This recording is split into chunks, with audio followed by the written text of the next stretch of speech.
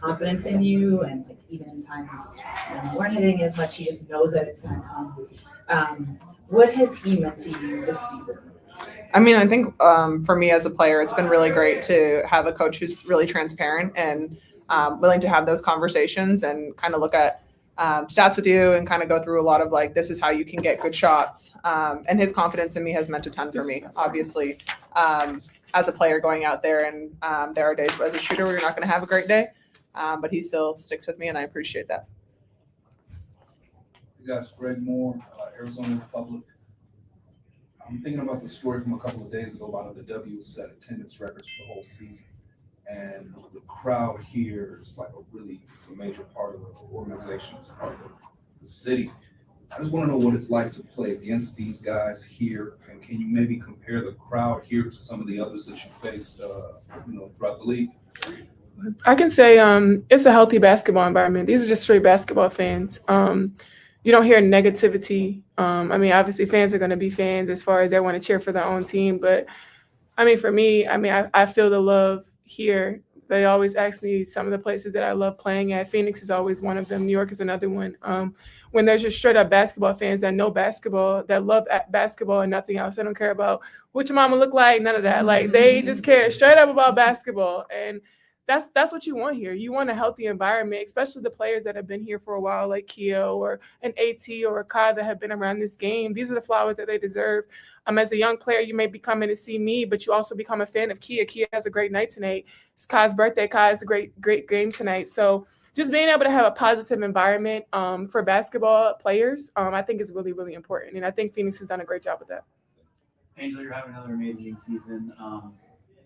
When you look at the players, the veterans on the team, and you also look at the rest of the league, how do you compare where you're at when you first started in the league versus where you are now? What are you still learning as the season progresses? Yeah, for me, just continuing to give myself grace. I didn't have a great start this game, but just continue to go through and push through and work. I get so frustrated with myself because I know how hard I work, and it's just frustrating. But I try to make it up on other ends. I think tonight, for me, was the focal point of not letting AT get a double-double or triple-double. And I don't think she got that tonight. So knowing she is the engine of this team, she's MVP contenders. She's definitely should be up there, and her respect is there. And I've always given her that. But just continuing to just give myself grace, like I said, and just knowing like I'm here for a reason and just being where my feet are. Kia, it seems like you're in a similar role in a similar situation than you were when you were in Seattle. Can you talk about the similarities between those two roles and also those 2 seasons playing on a team that shows that they're better than their record? Yeah, I mean, I think when you continue to go out, we don't ever, as players, take for granted the ability to be able to play in this league and to come out and, whether the games are playoff meeting games or you're out of the playoffs, every opportunity you have to get on the WNBA floor, you can't take it for granted because they're so short-lived for a lot of people. And so I'm grateful to be in a role where I can continue to help with these young guys and help them, just be a vet. But a lot of what I do is being a pro's pro is like the biggest compliment you can give me. And that's what I hold myself to a very high standard of. And so every single day coming in, trying to make sure that I do all the little things really well, and just go out there and bring energy, scream a little bit, get people going, annoy some people on defense. That's usually my role throughout the league. So I try to hang on to that. Question for either of you. You guys got out to a really good start in the first quarter. You're up 14-6. What did you like there defensively, and what kind of got away from you in the second quarter?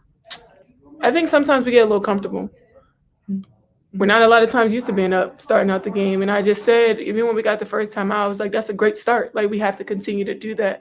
And I think we've competed with the best teams. I mean, we beat the top team. We beat 2 of the top teams that are in this league. So knowing that, like, just being able to compete, like every single possession, good teams, they don't lay down. Like, this is a good team. This is a playoff team, and this is where we really want to be. So we can't lay down. We can't get comfortable no matter what. Like, yeah, we're up.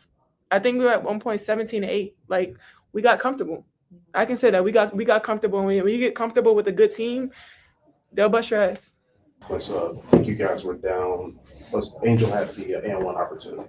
In that moment, was that a decision to have her miss, or just what was the thinking there in that scenario? No, she asked if we wanted her to miss. I told her to make it. It would have only been a 1 or 2 point game. It'd been a 1 possession game anyway. So no, she just missed the free throw. It happens. So no. Coach, you talked about how it can be tougher offensively if Ariel's not like scoring a ton, but tonight you got like Kia going and some others going. So I guess you talk about just kind of others picking up the slack. Yeah, tonight was about turnovers again. We turned the ball over too much. We shot it well. We rebounded well.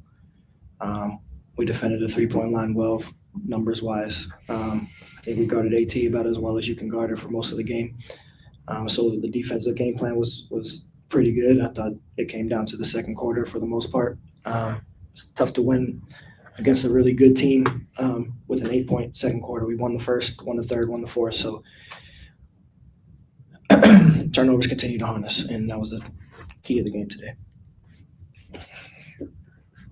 Speaking of AT, I thought Angel did a really good job of limiting her. What did you just kind of see specifically in that matchup that you thought like kind of went into that? I mean, Angel's active.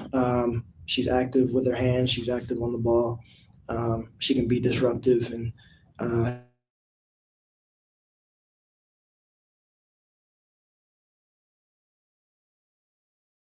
obviously Kai got loose a few times. But I think overall, defense is hard to hold this team down, and so. But I think again overall, we didn't maximize our opportunities on the offensive end with the way that we turned the ball over, especially in the first half. Coach, Angel talked about staying competitive with teams like this who are in that top tier of teams in the league. Can you talk about what it's meant, or can you talk about how it feels to see this young group kind of be competitive with some of the top teams in the league like this? Yeah, I think you gotta look at the glass half full type of thing. It's the last several games, whether it's been Seattle or Vegas or New York or in Phoenix, and even a tough Connecticut team. It's like we've been in all these games, and it's frustrating the games that we haven't pulled it out. So there's a sense of like, yeah, we know we can compete, but at the same time, there's a frustration in the locker room, obviously, of not pulling them out, and so of being so close and not coming out on the other side of it. So, but we know what our capabilities are, what our potential is. We're going to keep fighting through the rest of the season. We got a tough one on Saturday, but we'll be ready for it. I asked the players about just that really hot start you guys got off to. I believe you guys were up 14-6 time that came, but defensively, you guys did a really good job. I thought just limited it. But what did you think kind of went into that in the second quarter there defensively, just to kind of get them back into the game? I think it was again. I think that sometimes the offense affects your defense. Sometimes your defense affects your offense. It's tough to score sometimes when you're trading baskets or when you're giving up so many on the defensive end. And then sometimes it's tough to get stops when you're not scoring. And so tonight, I thought it was in that second quarter, I thought it was a matter of us not turning the ball over kind of affected us on the defensive end as well. I think that when they had to go against our half-court defense, for the most part, we were pretty successful. We fouled them maybe a little too much at times, but I think overall, I think tonight it came down to our inability to take care of the ball for a good portion of that game. Yeah. What did you think was one of the reasons why Natasha Mack was just able to be an X factor for the Mercury tonight? Her activity. She got some pretty big offensive rebounds for him. I think that we switched a little bit more tonight than we have in the past, and that was part of the game plan. And when you do that, you got to be able to cover on the backside. And so sometimes you're a little undersized when it comes to boxing her out, and so it takes multiple bodies at times. And she was able to get loose and keep possessions alive for them. And I thought she played really well for them today. The players thought that execution down the stretch was good today, like in the fourth quarter. Did you also feel that? Yeah, I thought so. I thought we were pretty intentional on where we wanted to go and who we wanted to go to. Angel made a couple of big buckets. Mill made a couple of big buckets. Kia made a couple of big buckets. And I thought that, we did a decent job of taking care of the ball down the stretch. It was just, again, over the course of the game, some of those possessions come back to haunt you in a tight game like tonight. Time for a couple more.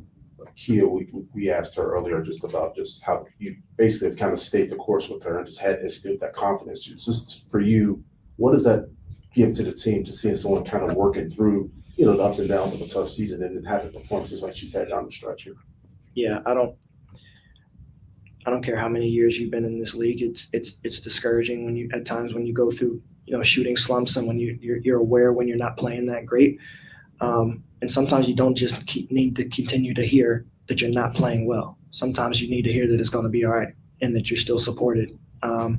And for me, I just keep coaching her, and we keep coaching her, and our teammates keep believing in her. And I think that that allows her to stay confident in herself. I think that